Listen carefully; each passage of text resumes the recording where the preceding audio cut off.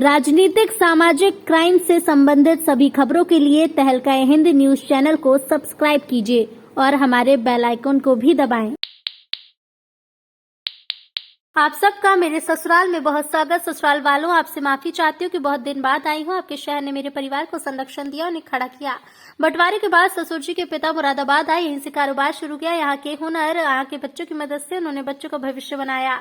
मुरादाबाद पीतल नगरी के रूप में दुनिया में जाना जाता है। शादी के वक्त एक खुशहाल शहर था। व्यापारियों से लेकर मजदूरों की मेहनत के साथ ऐसी सरकार थी जिसने मदद की, उसमें एक्सपोर्ट काउंसिल बनी, निर्यातकों को हर तरह से मदद दी गई। मेरे पिता राजीव जी इस तरह से मदद की। उस समय 8,000 करोड़ का निर्यात होता था, आज 2,000 का हो रहा है। 2 लाख लोगों की रोजी रोटी खत्म हुई है। बीजेपी सरकार की नीति से व्यापारी बर्बाद हुए। जीएसटी ने व्यापारियों की कमर तोड़ी। बिजली डीजल महंगा, कच्चा माल महंगा, ब्याज पर सब्सिडी कम की। और इस मौके पर प्रियंका गांधी ने कहा कि आपने पीतल नगरी बनाई, उन्होंने अंधेर नगरी बनाई, जिसका चौपट राजा टीटी का पेपर आउट हुआ, सासू के साथ शहीद हो गए, लेकिन मोदी ने उन पर 2 मिनट भी नहीं बोला। खीमपुर में किसानों को कुचलकर मारा गया। इसी क्रम में कहा कि सपा में जातिवाद, गुंडई, बसपा में लूट देखी गई। नया नारा आ रहा है। अखिलेश में पूछना चाहती हूँ कि बिजनौर में एक नौजवान अनस सुलेमान के मामले में क्या गणेश जी आए? लखीमपुर खीरी में क्या नंसाराम के बाद अखिलेश जी आए? CANRC के समय क्या गणेश जी आए? तो चुनाव के समय अखिलेश जी क्यों आए? प्रियंका गांधी ने आगे कहा कि इस दौरान पुलिस प्रशासन का माकूल इंतजाम रहा। रैली में काफी भीड़ नजर आई। इन 3 काले कानूनों के अलावा किसानों की बहुत बड़ी बड़ी समस्याएं हैं जिनको सरकार बार बार नकार रही है। आप ही को मालूम है कि गन्ना का कितना आपको भुगतान मिला।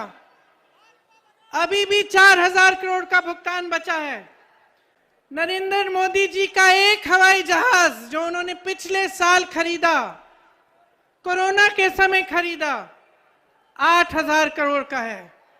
एक हवाई जहाज जिसमें सिर्फ नरेंद्र मोदी जी बैठ के घूमते हैं, 8,000 करोड़ का है। आपका पूरा गन्ना का भुगतान 4,000 करोड़ का है। संसद के सुंदरीकरण में जो अच्छा खासा संसद है, 70 सालों से चला आ रहा है, एक ऐतिहासिक इमारत है, उसके सुंदरीकरण करने के लिए ये लोग 20,000 करोड़ खर्च सकते हैं। आपके लिए कुछ नहीं दे सकते। आपके कर्ज माफ करने की बात होती है तो चुप हो जाते हैं, कहते हैं कि पैसा नहीं है। आज खाद की लाइनों में किसान अपना दम तोड़ रहे हैं। मैं ललितपुर के 4 परिवारों से मिलने गई। 2 किसानों ने खाद की लाइन में खड़े होते हुए दम तोड़ा और 2 ऐसे किसान थे जो इतने समय के लिए खाद की लाइन में खड़े रहे और खाद खत्म हो गई, मायूस होकर घर आए, आत्महत्या कर ली। उनकी छोटी छोटी सी बच्चियों ने मेरे से बात की कि दीदी हम क्या करेंगे। डीजल का दाम आसमान छू रहा है।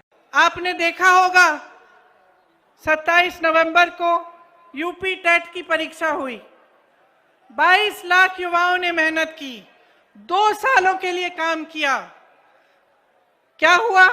पेपर आउट हो गया, परीक्षा रद्द की गई, भर्ती फिर से लटक गई। फिर से क्यों कह रही हूं? क्योंकि इस तरह से तमाम भर्तियां हैं। मैं ऐसे लोगों से बात कर चुकी हूं, ऐसे युवाओं से बात कर चुकी हूं जो 6 सालों से नियुक्तियों का इंतजार कर रहे हैं, जिन्होंने 4-5 परीक्षाएं दे दी हैं, लेकिन आज तक उनको रोजगार नहीं मिला। आप सबको मेरे ससुराल में बहुत बहुत स्वागत।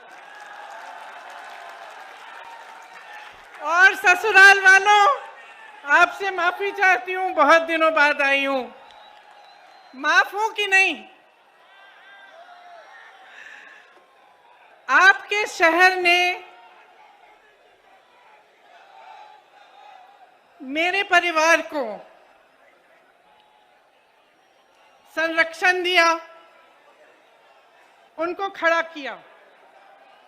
बंटवारे के बाद मेरे ससुर जी के पिता अपने परिवार को लेकर मुरादाबाद आए। यहीं से उन्होंने अपना कारोबार शुरू किया। यहाँ के हुनर, यहाँ के लोगों की मदद से, उनकी अपनी मेहनत से उन्होंने अपना जीवन बनाया, अपने बच्चों का भविष्य बनाया। आज मुझे यहाँ आकर बहुत गर्व हो रहा है और मैं आप सबको भी यहाँ इस सभा में आप सबकी का भी स्वागत करना चाहती हूँ। मुरादाबाद देश विदेश में पीतल नगरी के नाम जाना जाता है। मुझे याद है शादी के वक्त एक खुशहाल शहर था, समृद्ध था, तेजी से आगे बढ़ रहा था। यहाँ उस समय हवाई अड्डे बनने की भी बात होती थी और शहर को विकसित करने की बहुत बातें होती थी। उस समय ये सब हो क्यों पाया? क्योंकि आपके हुनर के साथ साथ, व्यापारियों के मेहनत के साथ साथ, मजदूरों के मेहनत के साथ साथ आपको के पास एक ऐसी सरकार थी जिसने आपका समर्थन किया। आपने पीतल नगरी बनाई, उद्योग नगरी बनाई, अपने हाथों से, अपने खून, अपने पसीने से बनाई। ये सरकार सिर्फ अंधेर नगरी बनाती है और अंधेर नगरी का चौपट राजा है। आप सबको मेरे ससुराल में बहुत बहुत स्वागत।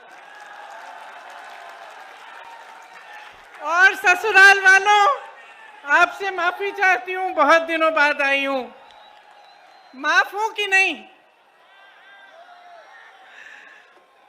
आपके शहर ने मेरे परिवार को संरक्षण दिया, उनको खड़ा किया। बंटवारे के बाद मेरे ससुर जी के पिता अपने परिवार को लेकर मुरादाबाद आए। यहीं से उन्होंने अपना कारोबार शुरू किया। यहाँ के हुनर, यहाँ के लोगों की मदद से, उनकी अपनी मेहनत से उन्होंने अपना जीवन बनाया, अपने बच्चों का भविष्य बनाया। आज मुझे यहाँ आकर बहुत गर्व हो रहा है और मैं आप सबको भी यहाँ इस सभा में आप सबकी का भी स्वागत करना चाहती हूँ।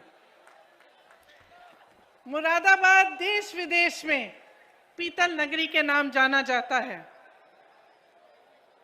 मुझे याद है शादी के वक्त एक खुशहाल शहर था, समृद्ध था, तेजी से आगे बढ़ रहा था। यहाँ उस समय हवाई अड्डे बनने की भी बात होती थी और शहर को विकसित करने की बहुत बातें होती थी। उस समय ये सब हो क्यों पाया?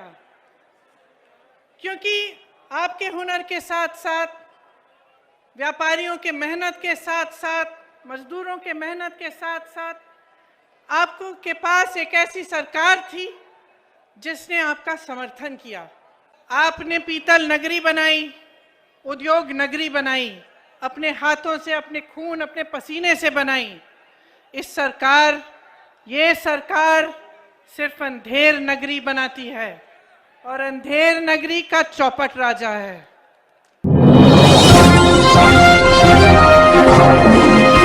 राजनीतिक, सामाजिक, क्राइम से संबंधित सभी खबरों के लिए तहलका हिंद न्यूज चैनल को सब्सक्राइब कीजिए और हमारे बेल आइकन को भी दबाएं।